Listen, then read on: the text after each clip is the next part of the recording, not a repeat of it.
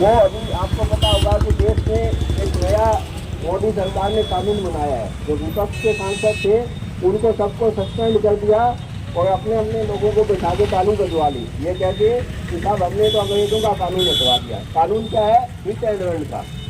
और hit and run में police को पावर दे दी कि आप क्या कहोगे कि कोई आदमी भागा है कि नहीं भागा है। अब पुलिस का काम कैसे होता है सब जानते हो। तो हिट एंड रन कानून में क्या है? पहले सिविल मामला था, यानी आपको क्या है, कोई दुर्घटना हो गई तो उसमें मुआवजा मिलता था। अब आपराधिक बना दिया गया है। और चालक कौन है? चालक यदि आप स्कूटी चलाते हो तो भी आप पे लागू होता है। आप यदि कार चलाते हो तो भी लागू होता है। आप मोटर चलाते हो तो भी लागू होता है। टेम्पो चलाते हो तो भी लागू होता है। तो ये जो कानून है, कभी दुर्घटना होने पर अगर ड्राइवर भाग गया तो उसको 7 लाख रुपए का जुर्माना और 7 साल की सजा होगी।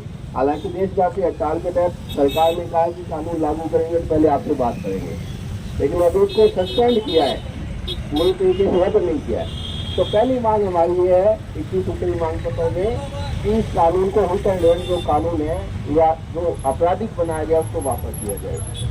दूसरी जो हमारी मांग है वो है कि भाई जो महंगाई बढ़ रही है, आप देख रहे होंगे पेट्रोल डीजल के क्या दाम है, गैस सिलेंडर के क्या दाम है, हमारे जो जमीन है, मकान बनाने की चीजें हैं, रेती है, चौका बजरी है, उसके क्या दाम है, हमारे बच्चों की पढ़ाई के क्या हालात है, फीस कितनी बढ़ गई है, इलाज कराने जाओ तो अस्पताल का खर्चा कितना बढ़ गया है।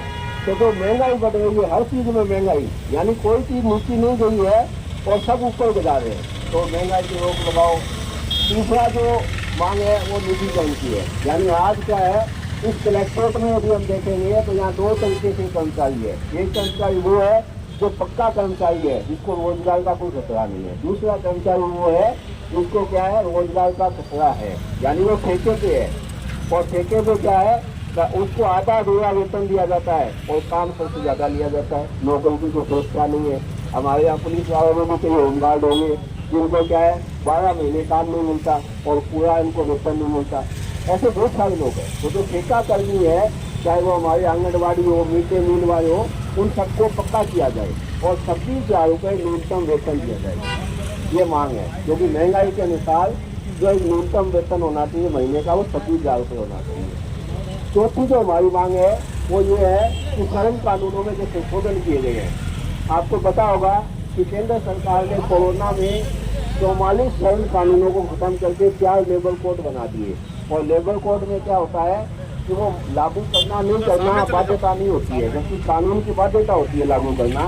तो जो फैक्ट्री में काम करते हैं, जो मजदूर हमारे यहाँ ड्राइवर भाई आए हुए हैं, अगर ये मालिक के खिलाफ जाते हैं तो इनको क्या मान्यता ही नहीं मिलेगी, इनको पहचान पत्र नहीं मिलता, इनको पूरा वेतन नहीं मिलता, इनको 18 घंटे से काम करना पड़ता है। तो ये जो जितने भी लोग हैं श्रम कानून बदलाव किए, और वो श्रम कानून केवल अपने पे लागू नहीं होते हैं, जो बड़े से बड़ा अधिकारी है उस पर भी लागू होते हैं। तो ये जो बदलाव किए गए हैं, ये बदलाव रद्द करके जो मूल जो कानून थे उनको बहाल किया जाए। 5वीं मांग ये है कि जो सार्वजनिक क्षेत्रों का निजीकरण किया जा रहा है।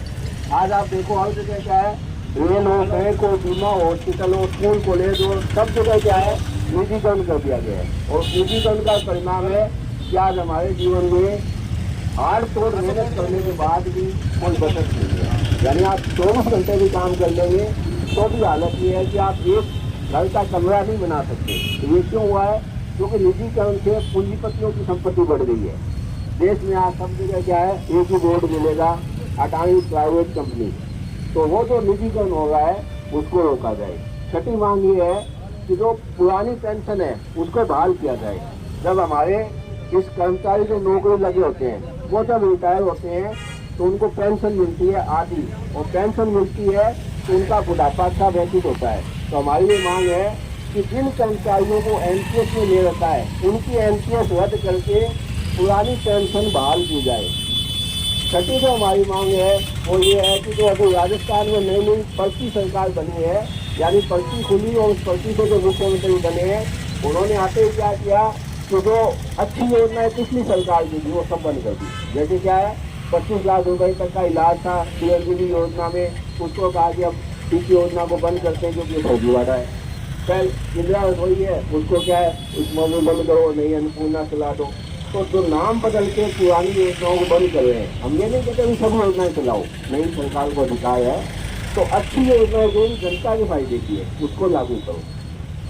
इसके अलावा हमारे जो देश में विभिन्न प्रकार के जो किसानों के, मजदूरों के आंदोलन चल रहे हैं, उसमें क्या होता है, दमन हो रहा है। आज देश भर में चाहे किसानों का आंदोलन हो, मजदूरों का आंदोलन हो, ट्रक ड्राइवरों का आंदोलन हो, हमारे ठेले वालों का हो, जहाँ कहीं भी आंदोलन होता है, सरकार आपसे बात करने की बजाय क्या है, लाठी देके बात करती है। तो उसका जो दमन किया जा रहा है देश भर में, उसको रोक लगाई जाए।